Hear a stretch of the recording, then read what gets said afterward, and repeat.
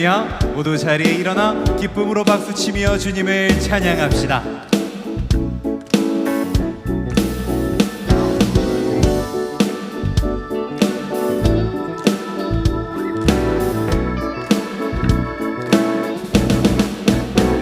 아버지가 장미꽃같이 피는 것을 볼 때에 구속함에 노래 부르며 거룩한 길 다니리. 거기 거룩한 그 길에 검은 구름 없으니 낮과 같이 맑고 밝은 거룩한 길 다니리. 하나님의 아름다움과 그의 영광 볼 때에 모든 괴로움 잊어버리고 거룩한 길 다니리. 마른 땅에 샘물 터지고 사막의 물들을 때 기쁨으로 찬송 부르며 거룩한 길 다니리. 거기 거룩한 그 길에 검은 구름 없으니 낮과 같이 맑고 밝은 거룩한 길 다니리. 낮과 같이 맑고 밝은 거룩한 길 다니리. 아멘.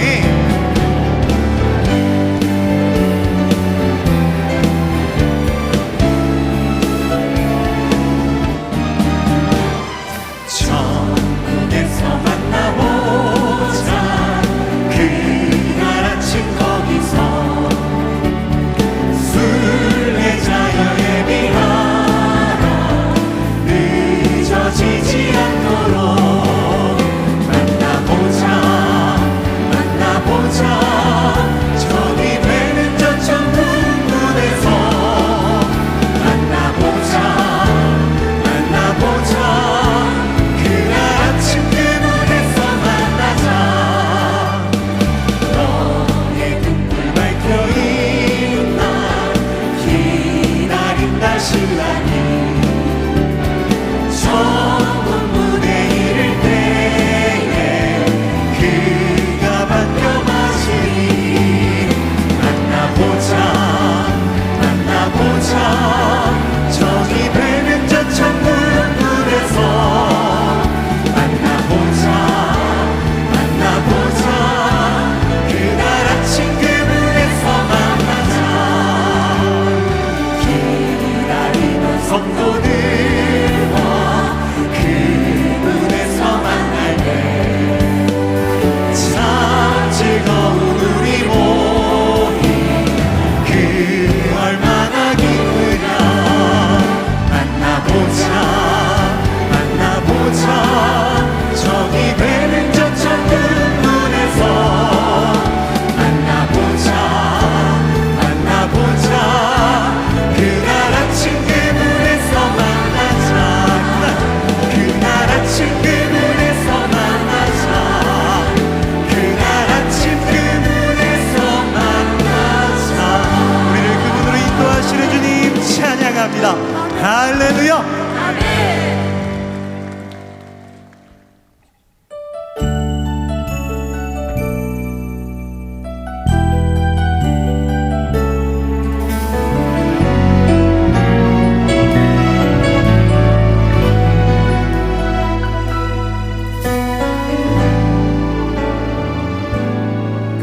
감사해요. 깨닫지 못했었는데 내가 얼마나 소중한 존재라는 걸 대충 태초부터 지금까지 하나님의 사랑은 항상 날 향하고 있었다는 것 고마워요. 그 사랑을 가르쳐준 당신께 주께서 허락하신 당신께 그리스도의 사랑으로 더욱 섬기며 이제 나도 세상에 전하리라. 당신을 사랑받기 위해 그리고 그 사랑 전하기 위해 주께서 택하시고 이 땅에 심으셨네. 또 하나의 열매를 바라시며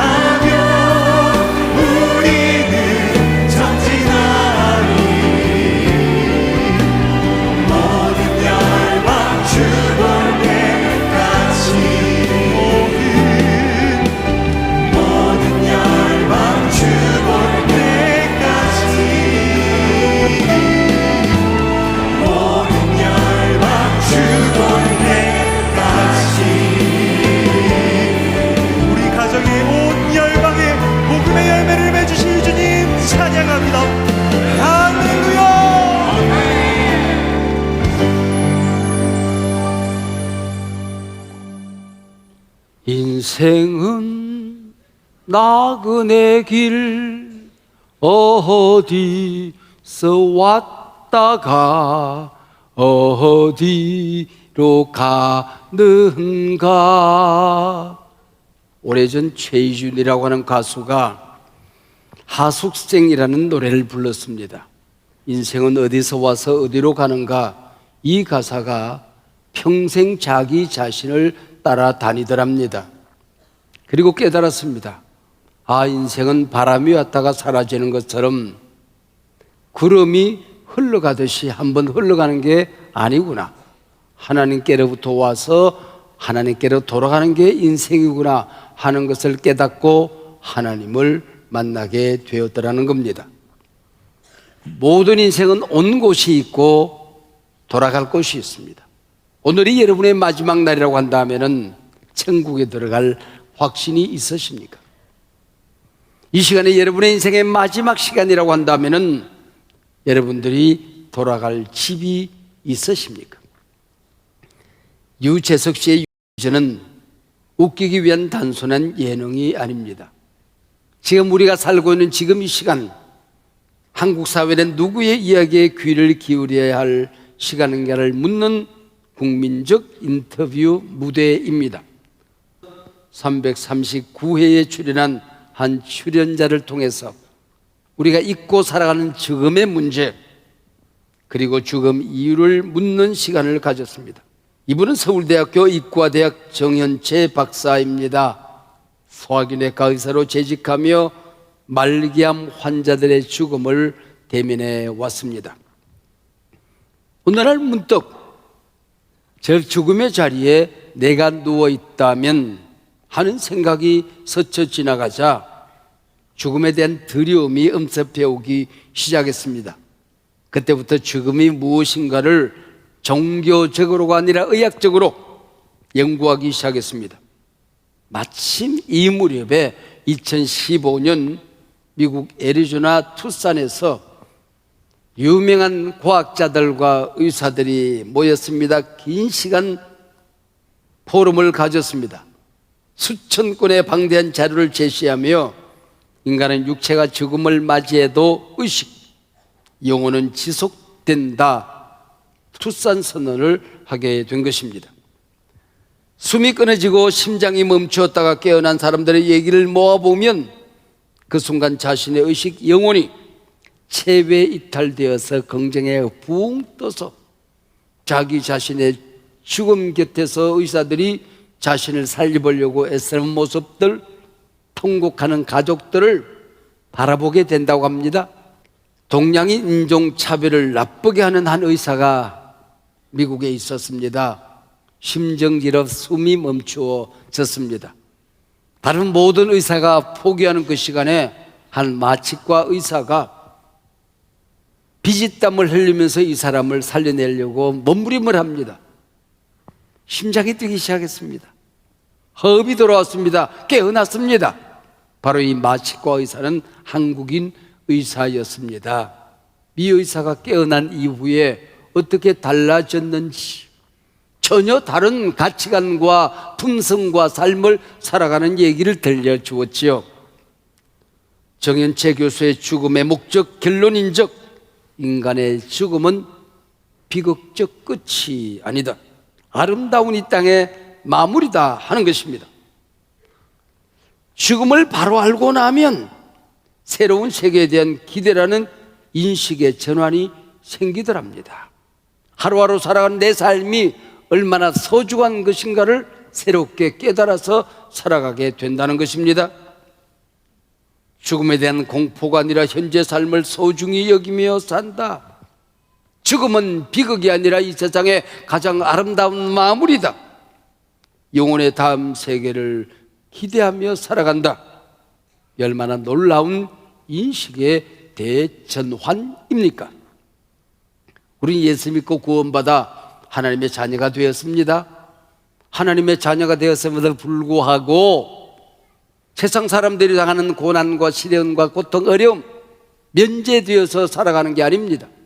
그들이 당하는 온갖 고난과 문제와 위기를 함께 경험해야 됩니다. 이에 더하여 그들이 당하는 온갖 고난 어려움 외에 예수를 믿기에 핍박받고 억울해도 참아야 되고 손해보고도 견뎌내고 용서해야 될 때가 얼마나 많이 있습니까? 이 세상이 인생의 끝이요 영원한 삶 천국의 영광이 없다면 우리가 이 세상에서 가장 불쌍한 사람, 가장 어리석은 사람이 될 수도 있을 겁니다. 하나님은 다 알고 계신다. 보고 계신다. 하나님께서 의로운 핍박, 사람들이 알아주지 않는 헌신과 충성, 이 모든 것을 심판하는 날이 있다. 면류관으로 갚아주신다. 보라, 오늘 본문 요한계시록의 저자는 이 모든 것을 이미 보고 기록하고 우리에게 전해주고 있습니다. 오늘 본문을 살펴보면 대단히 재미있는 사실들을 발견하게 됩니다. 신구약 성경의 첫 번째 책은 창세기입니다. 그 첫 장은 1장, 2장, 3장이겠죠. 66권의 마지막 성경은 요한계시록입니다. 마지막이 20장, 21장, 22장입니다. 기가 막힌 대칭 구조를 가지고 있습니다. 처음 석장과 마지막 석장이 마주보고 있습니다. 처음 석장이 마지막 석장을 향하여 달려갈 것이라고 예고하는 것만 같습니다. 마지막 석장은 처음 석장에 대한 기가 막힌 대전환을 기록하고 있습니다. 태초에 하나님이 하늘과 땅 천지를 창조하시니라. 내가 새 하늘과 새 땅을 보니, 창세기에 흐르던 강이 요한계시록에서 생명수 강이 되어 그 자리도 흘러갑니다. 선악과를 따먹고 인간이 타락했습니다. 이제는 늙어갈 겁니다. 병이 들 겁니다. 수없는 문제 속에서 살아가게 될 것입니다. 그런 모습으로 오래 사는 것은 축복이 아니라 저주지요.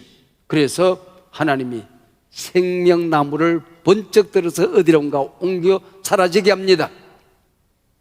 근데 요한계시록에 가서 보니까 새하늘 새 땅, 거기 생명수 강이 흘러갑니다.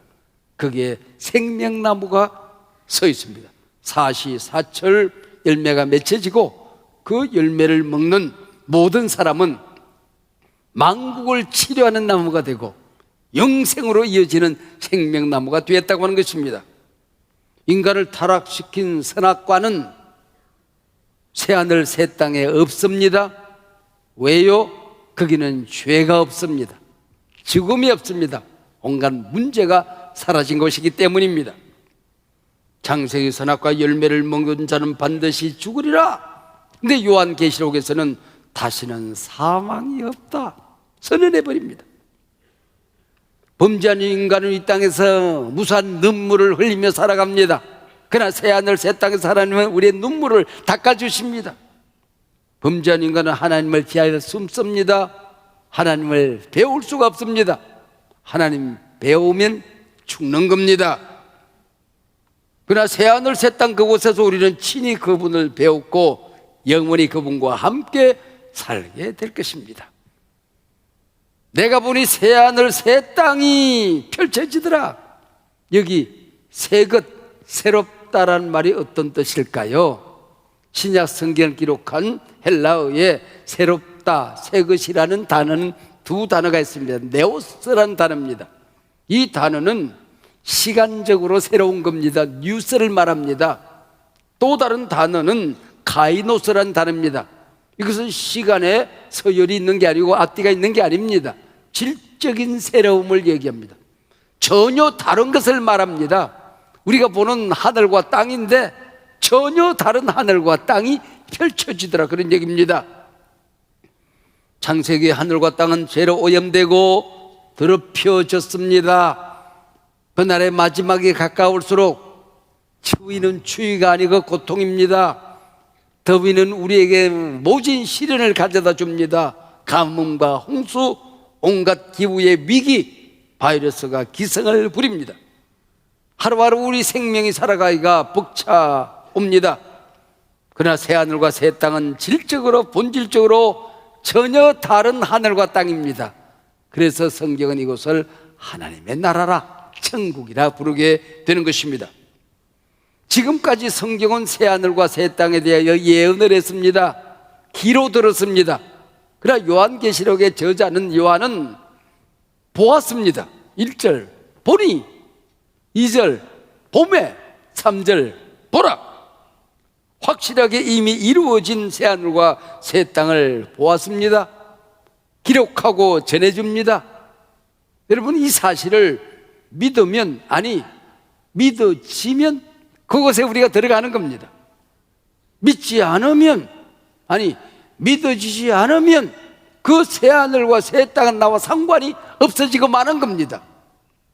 처음 하늘과 처음 땅이 없어졌고 창세기에 기록된 새하늘 새 땅, 우리가 몸담고 살아가는 이 새하늘 새 땅은 영원하지 않습니다. 사라졌습니다.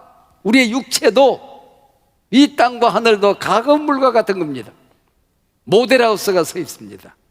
분양이 끝나면 모델하우스는 철거되어지는 겁니다.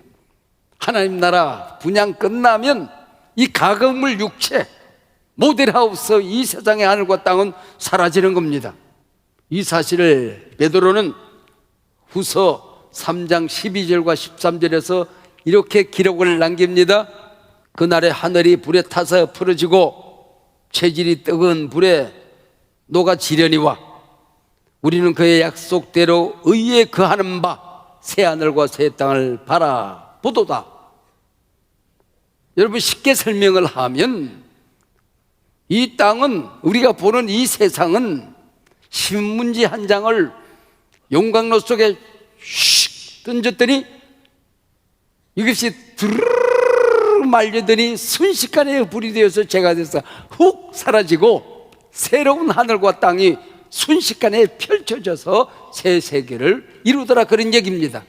그 약속의 땅이 펼쳐지더라, 그 얘기입니다.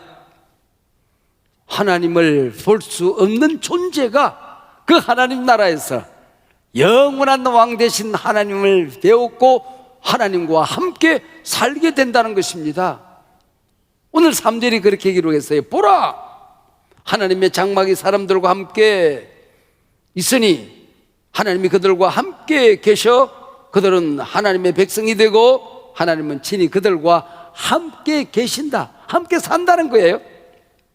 새하늘과 새 땅에서 하나님과 함께 사는 그 하나님 나라가 어떤 세상일까 상상이 됩니까?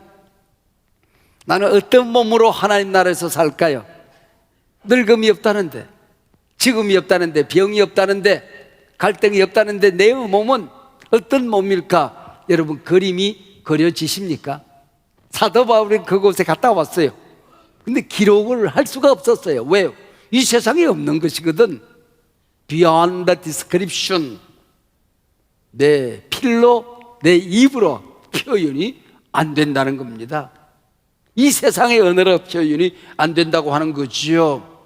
그러나 성경에 어렴풋하게나마 우리가 가서 살게 될 영원한 세계에 대한 그림들이 조금씩 보여집니다. 그 광활한 세상을 커튼을 살짝 열어서 보여주는 기록들이 있습니다.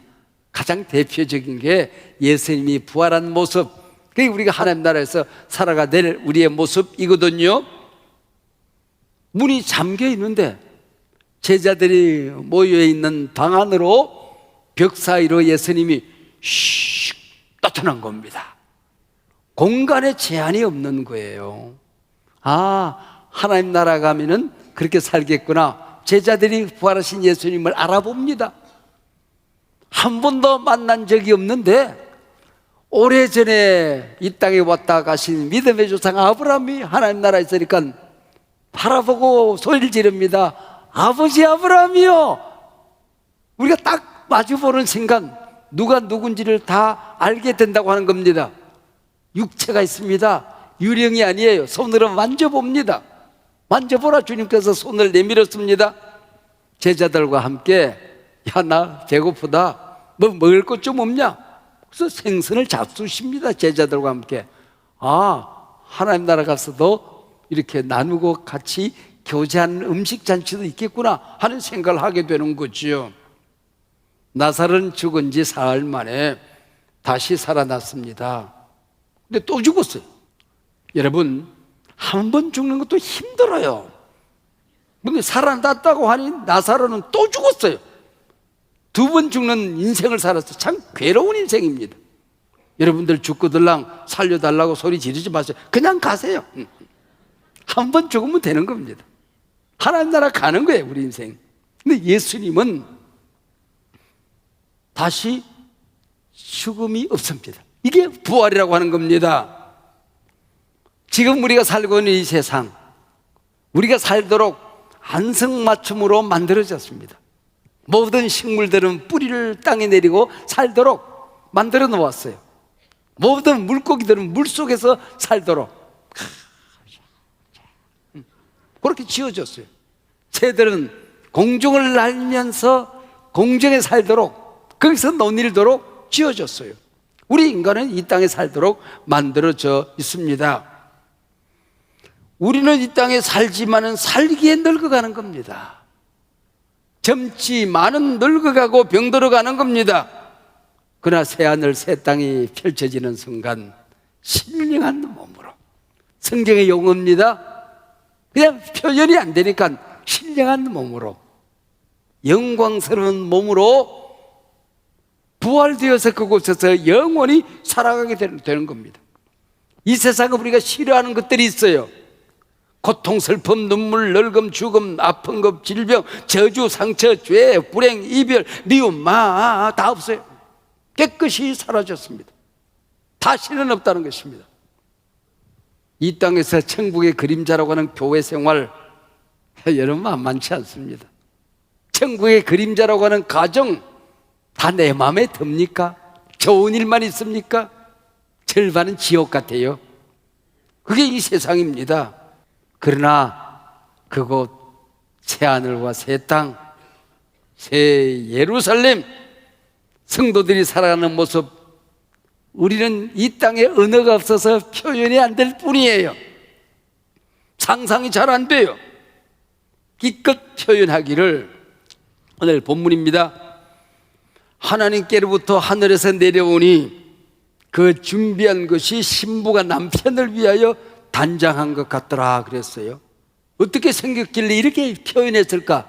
그래서 제가 AI에게 물었어요. 성경에 보니까 우리가 갈 새하늘 새 땅이 생명수 강이 흐른데, 거기에서 우리가 먹으면 영생을 얻게 되는 생명나무 실과가 있다네.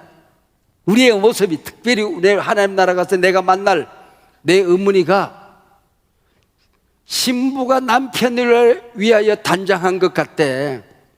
그 생명수 강가의 생명나무에 우리 어머니가 어떻게 하고 계신지 한번 그림을 그려봐. 그랬더니 오늘 본문 주보가 됐어요. 주보 표지, 그게 우리 어머니입니다. 그럼 실제로 그렇다는 것이 아니고 AI가 만든 이미지입니다. 제가 오늘 설교를 입력했더니 그렇게 나왔어요. 목욕하고 화장하고 단장했습니다. 죄도 상처도 없는, 찌꺼기 없는 인생으로 살아가게 된다는 것이지요. 이 세상에 억울한 일이 얼마나 많아요. 착한 일하고 보상이 없습니다. 알아주는 일이 없습니다. 우리 하나님이 다 갚아주신다는 것입니다. 눈물, 그것들이 다 보석이 되고 면류관이 되었던 겁니다. 천국에서 살 집이 보석으로 꾸며져 있어요. 오늘 본문 21장 16절에 보면은 우리 집에 꾸며져 있는 뭐 냉장고는 어떻고, 우리 집에 우리를 섬기는 AI는 어떻고, 그 다음에 마룻바닥은 어떻고, 화장실은 어떻고, 이런 것들을 보석으로 쫙 설명했는데 하도 많아서 안 읽어요. 왜? 그거 읽고 나면 설교 끝내야 돼. 신부가 사는 집이 크기가 얼마만 한가 그랬더니 12,000 스타디온 그랬어요. 12,000 스타디온.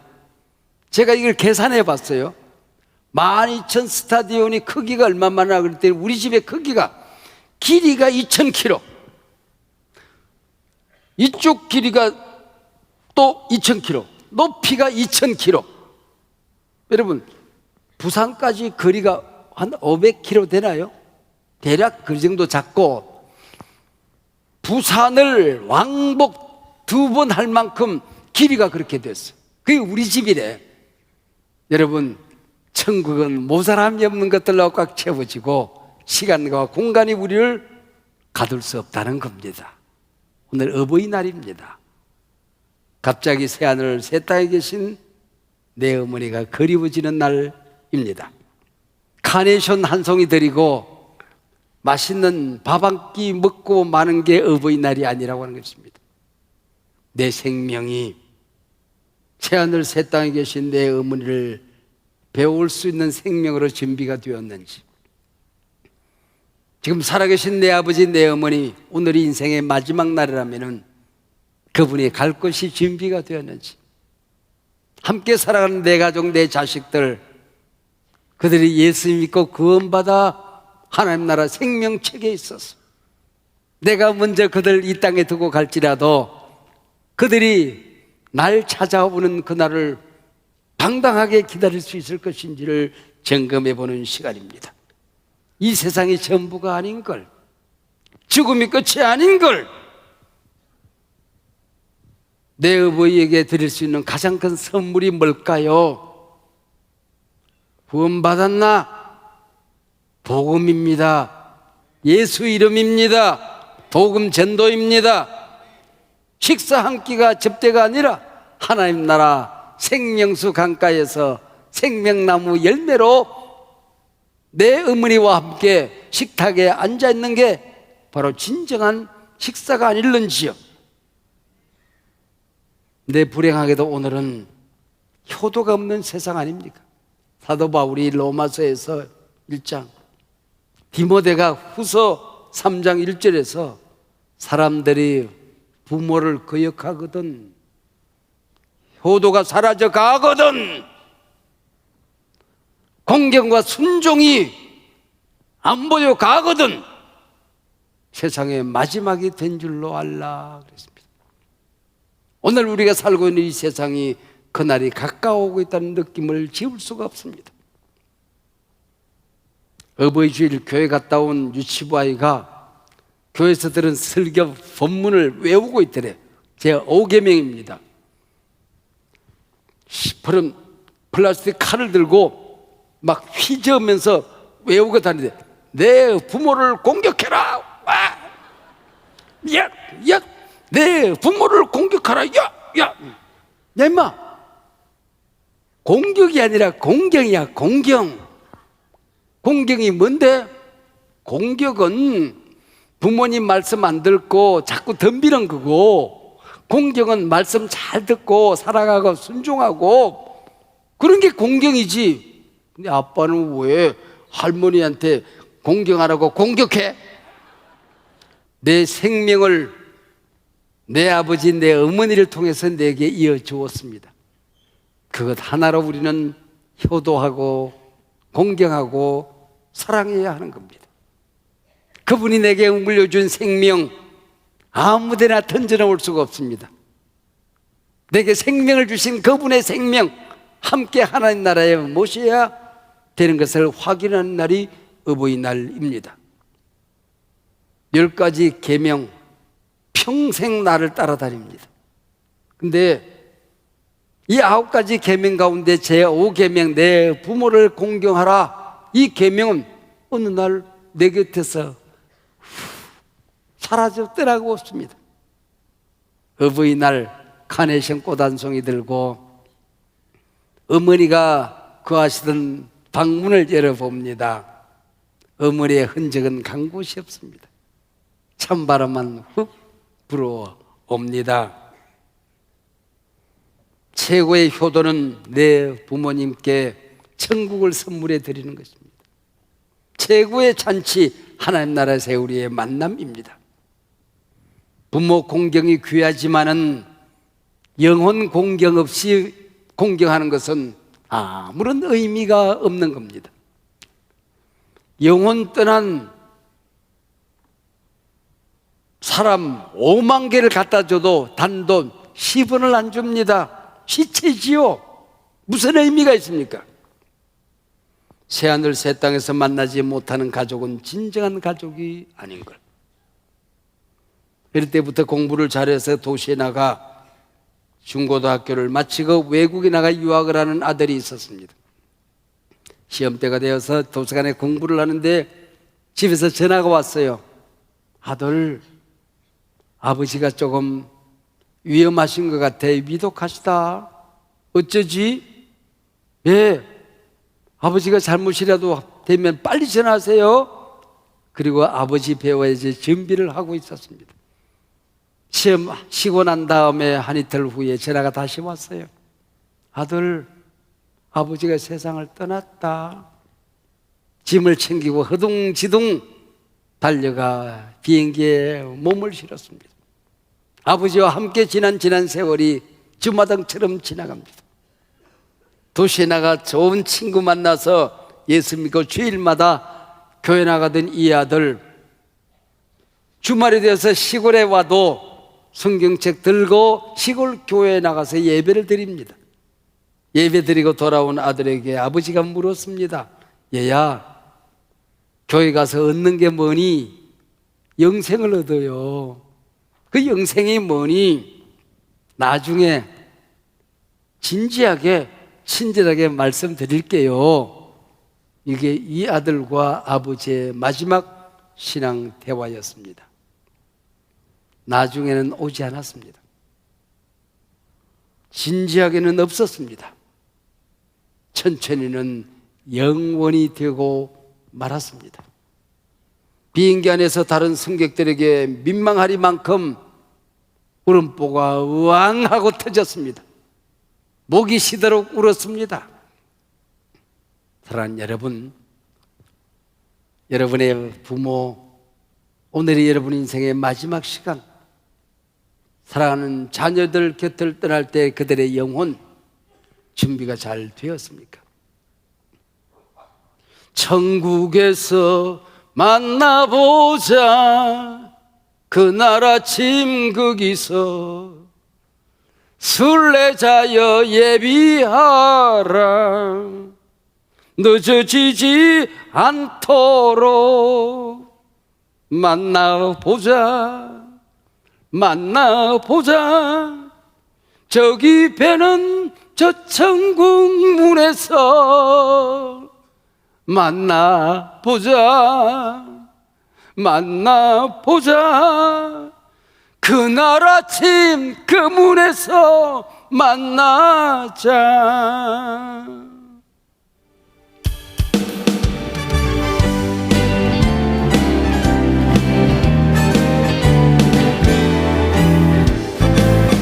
보아라 즐거운 우리 집 밝고도 거룩한 천국에 거룩한 백성들 거기서 영원히 영광에 살겠네.